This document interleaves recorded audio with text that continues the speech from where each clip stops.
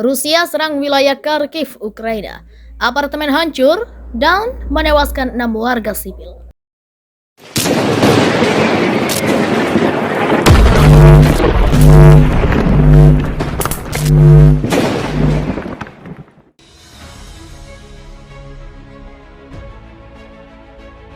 Militer Rusia menggempur wilayah Kharkiv, Ukraina. Akibat serangan itu, 6 orang warga sipil meninggal dan melukai 16 lainnya. Presiden Ukraina Volodymyr Zelensky mengutuk serangan Rusia itu sebagai perbuatan tercela dan sinis. Zelensky mengatakan sebuah blok flat atau apartemen hancur total dalam serangan pada Rabu 17 Agustus malam. Kami tidak akan memaafkannya, kami akan membalas dendam.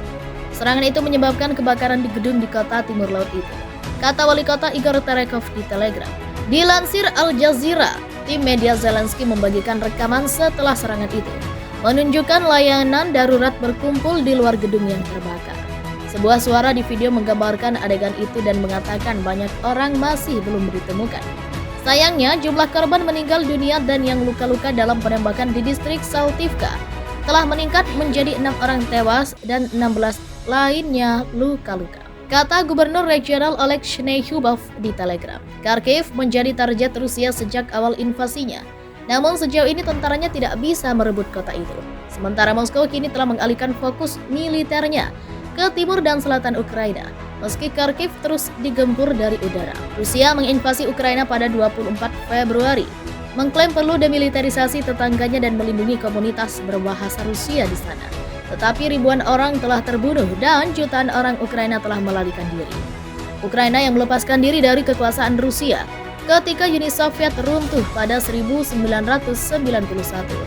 Penduduk Moskow mengabarkan perang penaklukan bergaya kekaisaran.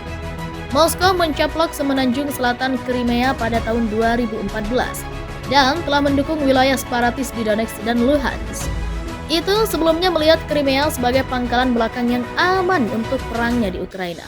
Tetapi daerah itu kini mendapat tekanan yang meningkat dalam beberapa pekan terakhir. Pada hari Selasa, sebuah gudang amunisi di utara semenanjung itu dilalap api, dan gumpalan asap kemudian terlihat membumbung di pangkalan militer Rusia kedua di Crimea Tengah, kata surat kabar Rusia Kommersant. Ledakan menghancurkan pesawat tempur di pangkalan angkatan laut Rusia di sana pekan lalu.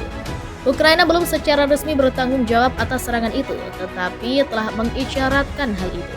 Kemampuan Ukraina untuk menyerang lebih dalam ke wilayah yang diduduki Rusia, baik dengan beberapa bentuk senjata atau dengan sabotase, menunjukkan pergeseran dalam konflik. Pada hari Rabu, kantor berita Rusia RIA mengutip sumber yang mengatakan Komandan Armada Laut Hitamnya, Igor Osipov, telah diganti dengan kepala baru Viktor Sokolov. Jika dikonfirmasi, langkah itu akan menandai salah satu pemecatan paling menonjol terhadap seorang pejabat militer sejauh ini dalam perang di mana Rusia telah menderita kerugian besar dalam personel dan peralatan. RIA milik negara mengutip sumber-sumber yang mengatakan kepala baru itu diperkenalkan kepada anggota Dewan Militer Armada di Pelabuhan Sevastopol, Crimea.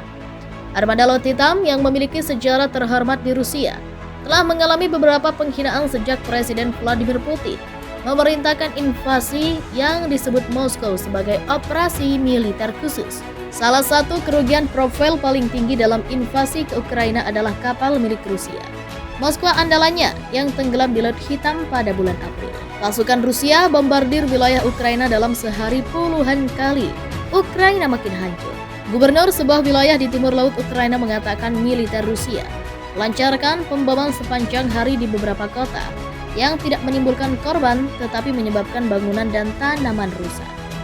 Dmytro Zhivitsky, Gubernur Distrik Administratif Sumy, mengatakan dalam sebuah posting Telegram pada hari Jumat bahwa pasukan Rusia meluncurkan total hampir 200 serangan rudal yang dimulai pada pagi hari dan berlangsung hingga malam hari.